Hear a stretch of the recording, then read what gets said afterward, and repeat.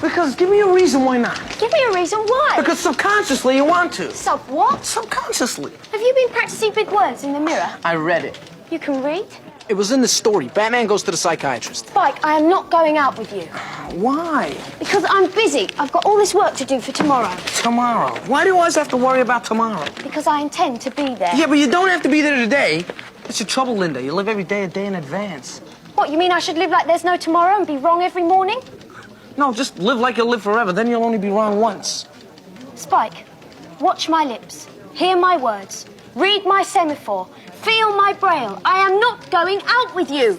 You mean even though subconsciously... I do not subconsciously want to go out with you. Are you denying you dream about me? I don't dream about you. Of course you do. I do not. I bet you do. I don't. I can prove it. How? Watch. Damn. Linda! Did I startle you?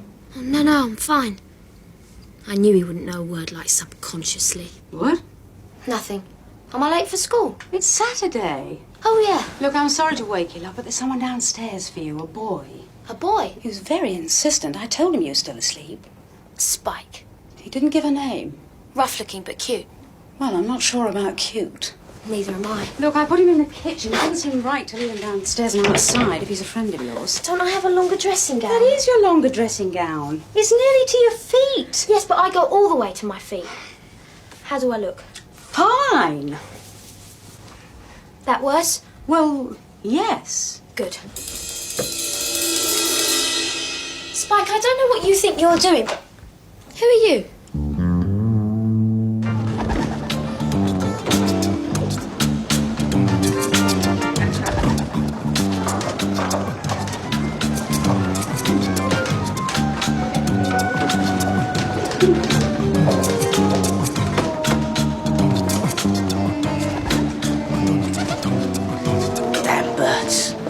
Find yourself a desk, get a pen and some paper. I want the whole thing written down. I already told you. Look, if we're going to do this at all, we're going to do it my way. Desk, pen, paper. I was going to tell you were late, but then my life started flashing in front of me. Kenny, I want a meeting with you, Sarah and Billy and find out if anyone here was at the school judo club last night. Do I get to ask why? There's no law against asking, but I'm considering it. Oh, and Kenny, next time I want to print my address in the paper, please tell me it was a really stupid idea. Then duck. Sure thing. Spike, hit! Miss. Busy? Just paperwork. I want you to get me the headmaster's home phone number. His name's Winters, he lives in Carver Street. Read, enjoy, don't peek at the end. Siler did it. By the way, I want to try a word on you. Wouldn't have to be yes, would it? A new word. Oh, that'd be new. Subconsciously. Don't tell me. It's something you catch from a dirty towel. Has anyone ever told you you've got a wonderful vocabulary? I always knew that. Just could never put it into words. I guess I always knew, subconsciously. Hit. Hit. Billy, are you busy right now? Yes. No. Linda? Not now, Tiddler. Billy, I want you to get into the school records and find out all you can on Bobby Tweed. Will do. How do we get into somebody's school records? Remember Colin persuaded the school to put their records on computer? Yeah. Remember Billy helped them set up their system? Yeah. We kind of left the back door open. You're kidding. And you've got to improve on your maths. You ought to do something about those birds. Linda, listen, can I talk to you about Spike? Why not? Spike always does. Yeah, but do you know he's having trouble at home? No? What? Well, I don't know, he won't say, but he's really upset about it. Doesn't show. Yeah, well, you know Spike. He's all mouth to hide behind, especially when you're around. Listen, I was wondering, it's his birthday on Friday. No one knows, but it is. And there's this group coming to town that he'd really like to see. It's the Dreadnoughts at the Pavilion on Friday. Are you suggesting I go with him? A date? Well, it would really cheer him up. No way, Tiddler. Oh, you're all heart, Day.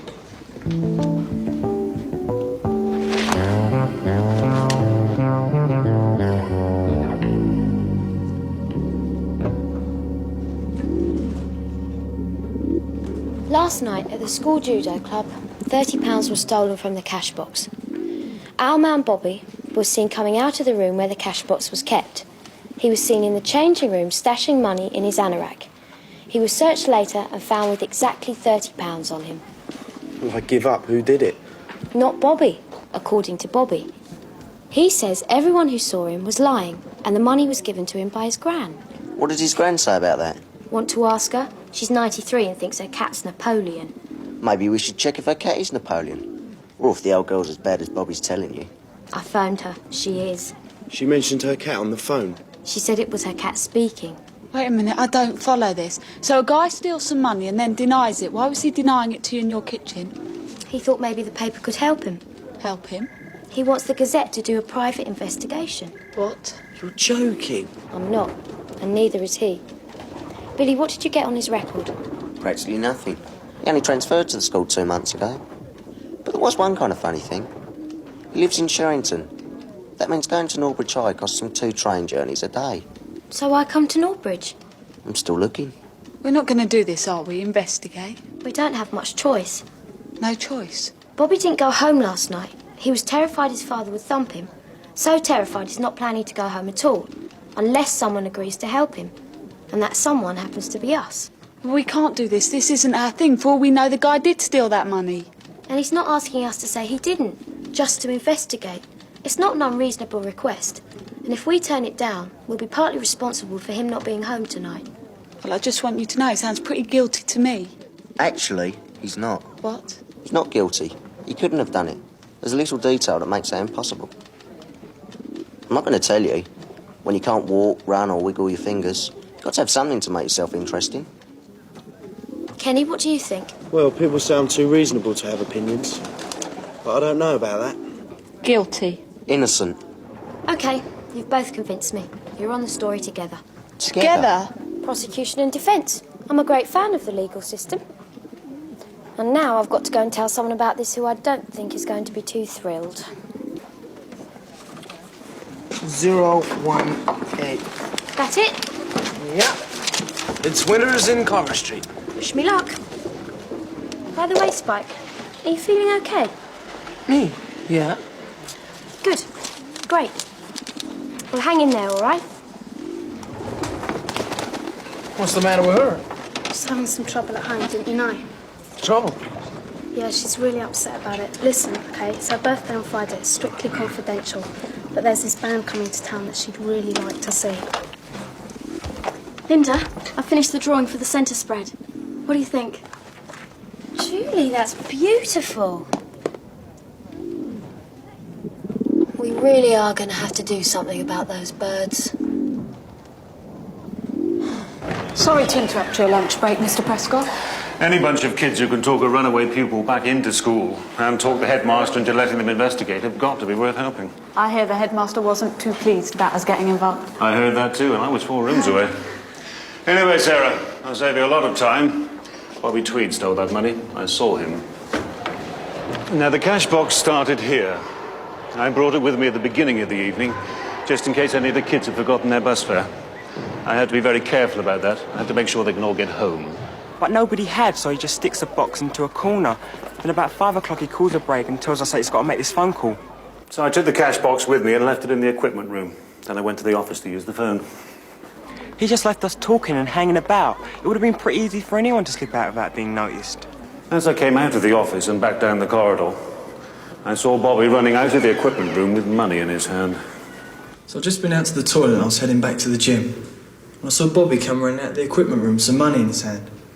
For a moment I thought he was coming at me. Then he dived straight into the changing room. I chased after him, but by the time I caught up he was back in the gym, as if he'd never been out of it. And he'd managed to hide the money. Me and Keith were in the gym, and where we were standing, we could just see into the changing room. And we saw Bobby come belting in from the corridor and stuff some money in his bag.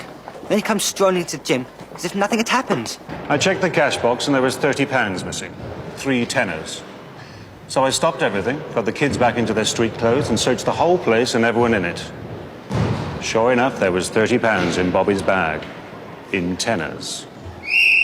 So Prescott faced him with the fact that he'd stolen the money, and Bobby just took off into the night, and nobody saw him again until he turned up in Lynda's kitchen.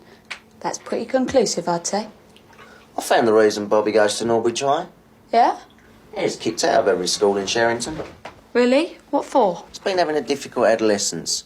You know, fighting, stealing, protection rackets, setting the school on fire. So not exactly young person of the year, then? Well, he's not the type of guy a nice girl would take home to meet Mother, unless Mother was recruiting officer for a major terrorist organisation. I think that rather puts a lid on it. Does rather. Proves he's just the kind of guy to do this. Proves he still lives in Sherrington and couldn't have done it. What? What's Sherrington got to do with anything? Think about it, Sarah.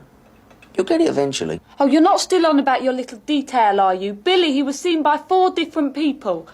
Mr. Prescott, Ian Brown, Keith Evans and Jerry Hardy. Yeah, strange that. I'll have to think about it. Do you have to go now? No. On your way out, could you get my dad to bring me some coffee? Oh, sure, right. Great talking to you, Billy. Why not? Why should I? Well, give me a reason why not. Give me a reason why. Because we both know that you want to go out with me. I do not. So why did you buy the tickets? What tickets? For my birthday treat at the pavilion. I didn't buy any tickets. Hey, what are you doing? How to explain these? Who says they're anything to do with you? Tiddler. Oh, killer. So, what do you say? I arrive at your house about 6 o'clock. You'll still be upstairs changing, so I'll have to chat to your parents. That means I have to look at the baby photos. What about clothes? What do you think? What about them? Well, I think you should wear some. Otherwise, your parents are going to think I'm a bit forward. This is a real dream come true for you, isn't it, Spike? Well, I don't know about that. I've thought about it. Are you denying you've dreamt about it? No, I wouldn't say dreamt exactly. I can prove it. Oh, yeah? How? Watch. Damn.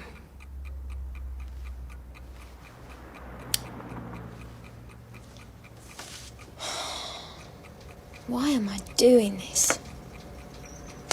What you're looking at is an actual size representation of 2 of the school corridors. I'd remembered the walls was taller. The doors to the school office, the gym, and the equipment room on the corner between them. Terrific. Drop me the rest of the school. I won't bother coming in tomorrow. Now, Prescott was on his way back from the office when he saw Bobby run out of the equipment room. He chased after him, but by the time he'd caught up, Bobby had managed to hide the money, right? Seems to me, if Bobby had time to stick the money in his bag and stroll into the gym, he must have had a good start on Prescott in the first place. Kenny and Fraz tried it. Show how much of a start he'd have needed.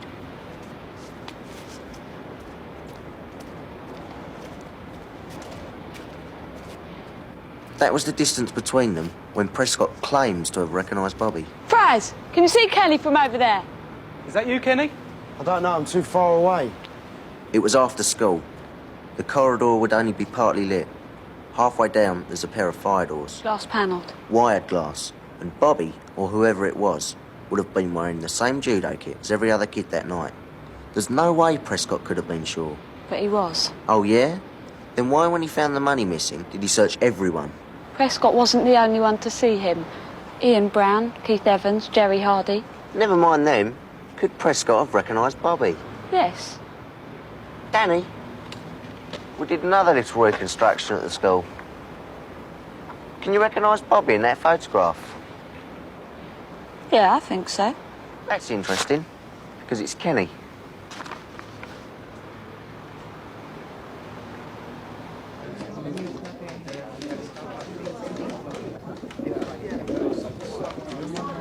Lynda. Yes, what is it? Hi. Hi, Spike. So how are you? Fine. You? Fine. What's wrong? Why should anything be wrong? Well, you've been talking to me more than 3 seconds. You haven't been sarcastic to me. How do you know? Yeah, right. Look, Spike, Look, I was wondering... You first. No, you. No, you. Look, Spike, I don't know how to put this. Spike, would you like to... Lynda, we've got to do something about those birds. They're picking on me. Well, I've never heard it called that before. Look, I've got an idea. I know these guys down at the shooting range. They can just... Colin, think preservation of wildlife. Wildlife? Animals, Colin. Preservation of animals? You mean like in a freezer?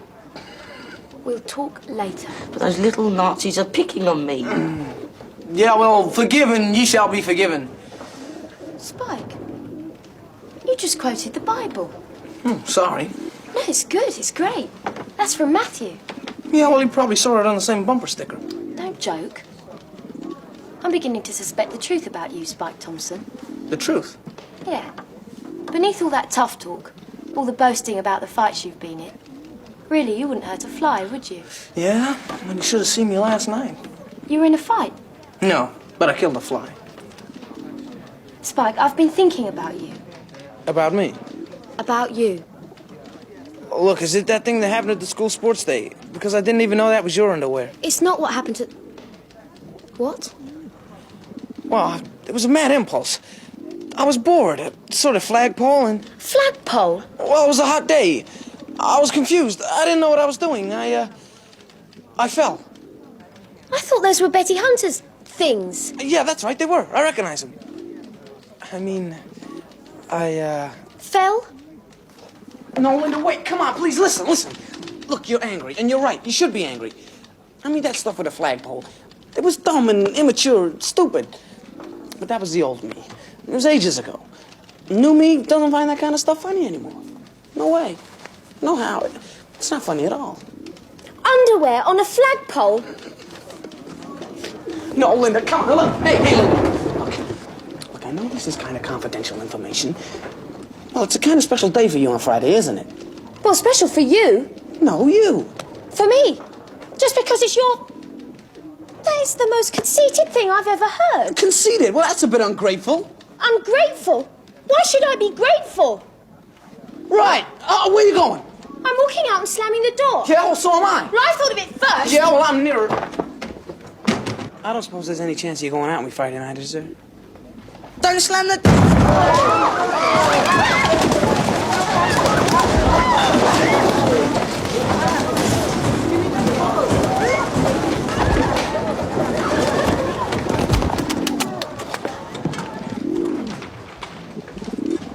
That was a no, right? That is interesting, because it's Kenny. Well, then I suppose I have to agree. I could have been mistaken. But how did you account for the fact that 3 other people saw Bobby as well? The 3 other people were pupils. Their word wouldn't be enough on its own. But if it had been corroborated by mine? And if your word wasn't reliable? Okay, point taken.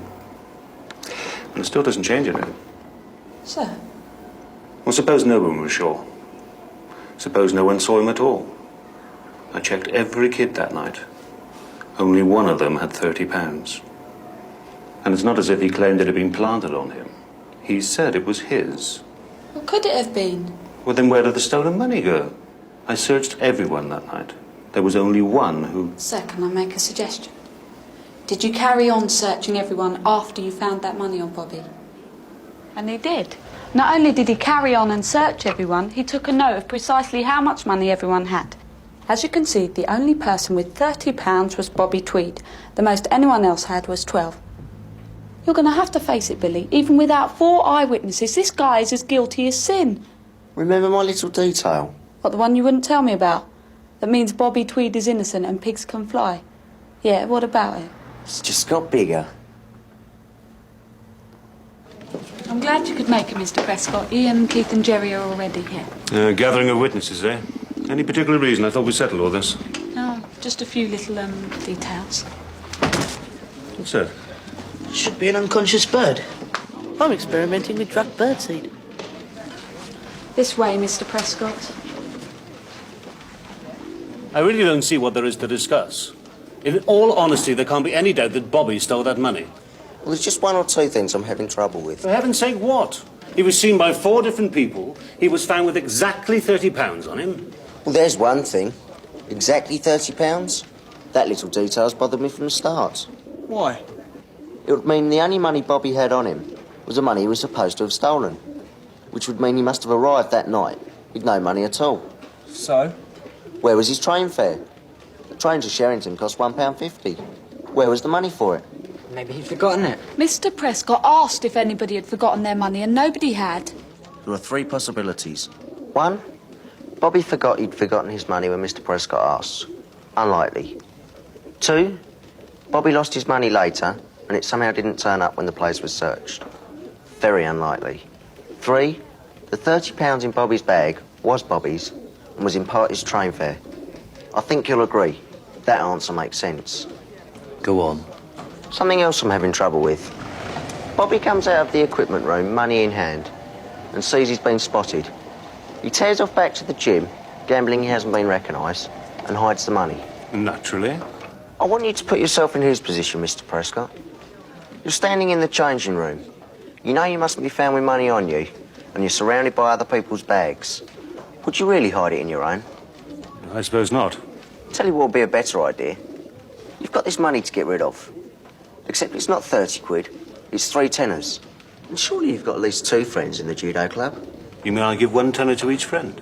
At the same time, paying them to help you, and getting rid of the money. So what we've been looking for isn't 1 guy with exactly £30. But 3 guys with at least £10 each. We checked the list you gave us, Mr. Prescott. And do you know what was an amazing coincidence? The 3 guys with at least £10 each are the same 3 guys who say they saw Bobby with the money. Mr. Prescott, that's not proof of anything. It proves at least that Bobby didn't take the money. Mr. Prescott? I'll talk to the headmaster in the morning. Then I think he and I will be talking to these 3 gentlemen. I think we've got to go now, haven't we, guys? None of this was proof of anything, was it, Mr. Prescott? Not really proof. He's right, you know. I'm afraid your son's already admitted to taking the money, Mrs. Brown. What? Well, you see, he gave a tenner each to 2 of his friends so he wouldn't be found with the £30. That isn't true. I'm afraid there's absolutely no doubt about it, Mrs. Brown. But I didn't. Mum, I didn't. I can understand how upsetting it must be for you. It was Jerry. He took the money. He gave the tenors to Keith and me. Oh, it's Keith. It was Jerry. Would you like to tell that to your mother, Ian? Listen, Mum, I didn't. The time will be 5:45 precisely.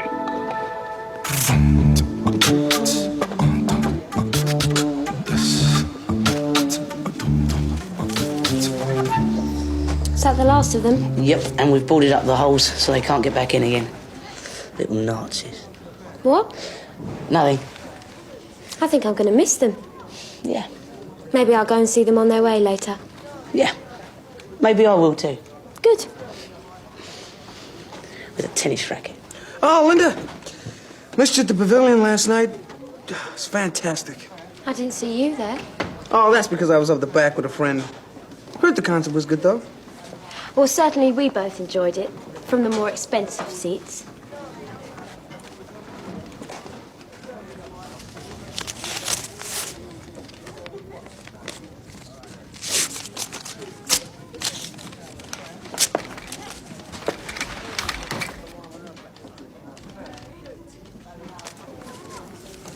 Miss.